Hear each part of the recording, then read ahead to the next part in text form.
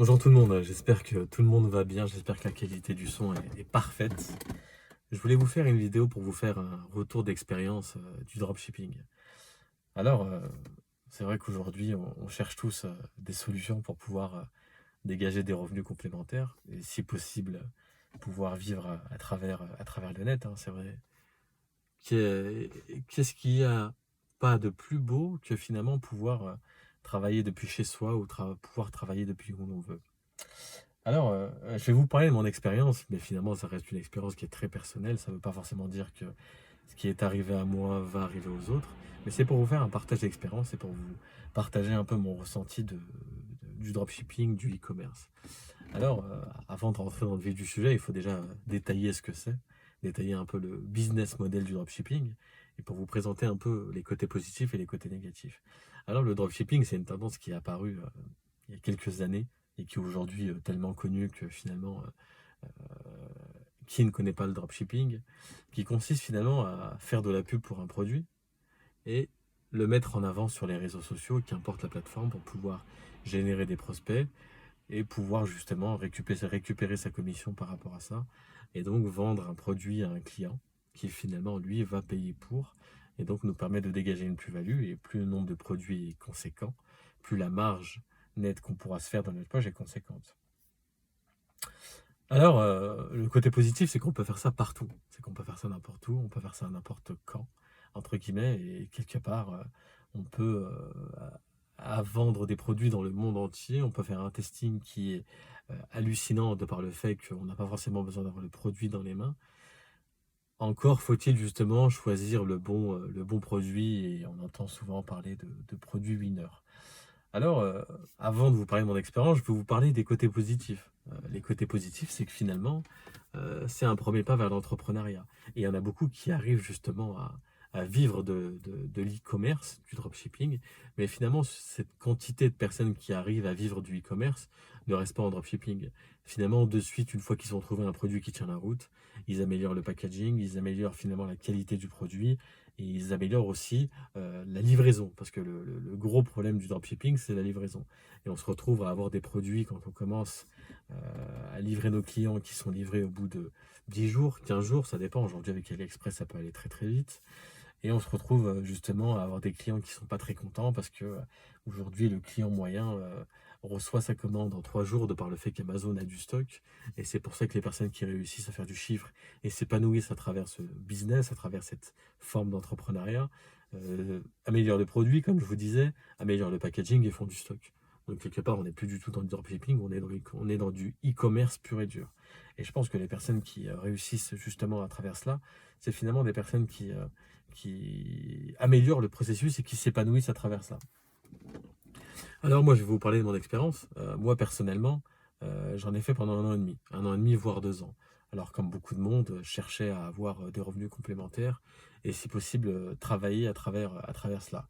Donc j'ai pris des formations que j'ai payées avec mon CPF, une formation sur le dropshipping qui était assez complète malgré tout, hein, on va pas cracher dans la soupe, et une formation sur le SEO, sur le référencement naturel.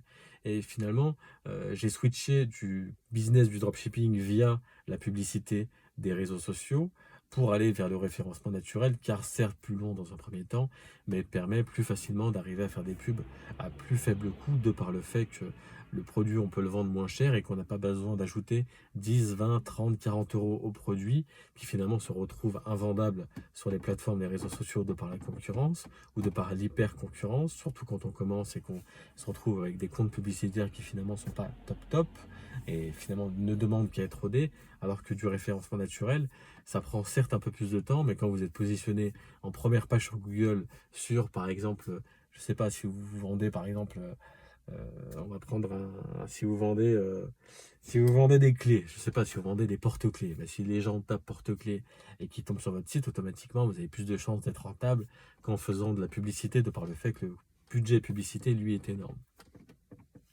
Alors, pour en revenir à mon expérience, finalement, moi j'ai fait ça pendant 1 an et demi. J'ai fait ça pendant 1 an et demi, 2 ans. J'ai monté 2 boutiques. Avec ces 2 boutiques, j'ai réussi à générer du chiffre d'affaires. Bien évidemment, j'étais pas rentable. Mais comme dans tout projet de vie, la première année, c'est pas là où on a un retour sur investissement. Mais aujourd'hui, je vous en parle parce que psychologiquement, moi, j'ai changé d'état d'esprit par rapport à ça, et j'étais tellement pris dans ce délire de dropshipping que finalement, en fait, je voyais plus, j'avais la tête, je pensais qu'à ça. Je pensais qu'à ça en permanence et j'avançais et j'avançais et j'avançais. Et quand on est dans l'entrepreneuriat, finalement, on peut vite aussi tomber dans certains pièges où on se dit, non, mais tant que si je lâche l'affaire, c'est parce que je vais pas au bout de mon projet. Et finalement, on oublie des fois de se poser les bonnes questions. Et moi, c'est qu'après coup, je me suis rendu compte que c'était pas le business model qui me correspondait à moi. J'ai pris j'ai pris ce recul après un certain temps, après beaucoup trop de temps, mais bon, on peut pas s'en vouloir, hein. L'humain est comme ça. Quand je me suis rendu compte que finalement c'était l'épanouissement que je cherchais et pas simplement la liberté financière, ni la liberté géographique. Bien sûr que je cherche ça, mais il manquait en fait, si vous voulez, la composante d'épanouissement. Et quand j'ai pris du recul au bout d'un an et demi, 2 ans, je me suis rendu compte qu'en fait, j'étais comme un robot, comme je suis dans ma vie de salarié, sauf qu'en fait, je faisais ça derrière un PC, dans ma chambre ou alors pendant mes pauses, quand j'essayais de générer des revenus complémentaires. Ça a marché. C'est sûr que ça m'a permis d'avoir des revenus complémentaires. Mais certains diront en regardant la vidéo que j'ai lâché l'affaire parce que finalement, j'arrivais pas à générer du chiffre. J'aurais pu persister et générer du chiffre. Mais je voyais pas en fait la plus-value. Je critique pas les personnes qui font ça. Finalement, de vendre des produits chinois à des personnes en France, sachant qu'ils pouvaient les acheter moins cher, quoi. Je me suis dit à un moment donné, peut-être que l'entrepreneuriat, c'est très très sympa. Le fait d'être indépendant, c'est très très sympa. Mais peut-être que c'est peut-être pas de cette manière dont je veux obtenir ma liberté géographique, financière, patati, patata, tout ça là. Et c'est pour ça que j'ai pris du recul par rapport à ça. Donc aujourd'hui, je vous en parle avec beaucoup de recul. Et c'est pas pour freiner les gens à aller vers le dropshipping. Au contraire, s'il y en a qui s'épanouissent à travers cela, vous avez raison d'y aller. Et si je peux vous faire un partage d'expérience, n'hésitez pas à me contacter. Mais c'est pour vous dire que euh, c'est bien d'avoir des projets, c'est bien de s'accrocher à ces projets. C'est bien de se rendre compte qu'en face de nous, on a des personnes aussi qui ont un produit à vendre. Donc de prendre un peu de recul et de vraiment avoir raison gardée. Et de se dire, bon, est-ce que c'est mon business model? Est-ce que c'est comme ça que je veux réussir dans l'entrepreneuriat? Est-ce que c'est réellement ce que je veux? Et souvent, il y a certaines images où on voit un pêcheur pêcher du côté gauche de la barque où il n'y a pas de poisson et on se dit bah plutôt que s'entêter, il faudrait peut-être aller voir du côté droit et c'est là où il se passe des choses, tu vois. Je vous dis pas que je suis du côté droit, au contraire, je repars à zéro là. Mais c'est pour vous dire que voilà quoi, c'est très sympa parce que malgré tout, ça m'a appris beaucoup de choses. J'ai appris énormément de choses. Je savais même pas ce que c'était le référencement naturel. Je savais même pas ce que c'était le marketing, ni tout ce qui était. Tellement de choses, tellement de choses. Ça permet d'apprendre énormément, quelque part aussi sur la psychologie humaine. Mais voilà, je voulais un peu vous partager un peu un retour d'expérience à chaud. Pas à chaud, pas forcément à chaud, parce que j'en suis quand même revenu depuis quelques temps.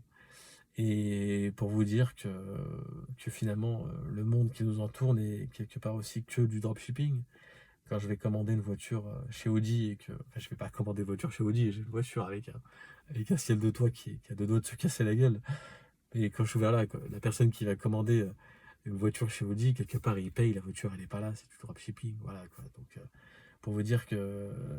Voilà, quoi. Bon, ma foi, on s'est compris. On s'est compris donc bon, ça faisait un petit moment que j'avais pas fait de vidéo. J'ai pas envie de faire des vidéos pour faire des vidéos. Et puis, j'ai pas envie de parler pour parler. Je préfère venir avec des choses à dire. Et quand vraiment j'arrive à peut-être un résultat que j'ai envie de partager, déjà pour moi, quelque part, ça me permet de mettre en vidéo et de mettre en partage tout ça et de me revoir peut-être dans quelques années et de me dire, ah bah tiens, elle était sympa cette voiture avec le coffre de toit avec le ciel de toit qui tombait. Vraiment, pas foi. En tout cas, ça m'a fait du bien. Ça m'a fait du bien bizarrement de me déconnecter de cette histoire de dropshipping et de peut-être un peu lâcher l'affaire et de relâcher la pression parce que quand on est trop dans un projet, on n'arrive pas à penser à autre chose et des fois on se ment à nous-mêmes et puis plein de choses comme ça. En tout cas, je souhaite que du positif à les personnes qui vivent de ça vraiment. Euh, je suis pas un rageux, je suis content pour vous. Et puis voilà, je vous dis à très bientôt. Je repasserai pour une vidéo qui parlera de quoi, je sais pas. Et puis on verra bien où la vie nous mène. Ma foi, à bientôt. Passez une bonne journée pour ceux qui voient la vidéo en commençant la journée et puis passez une bonne soirée pour ceux qui terminent la journée sur cette vidéo. Talaa fil wahkum, comme on dit. Talaa fil wahkum, comme on dit chez moi. Et puis, à bientôt.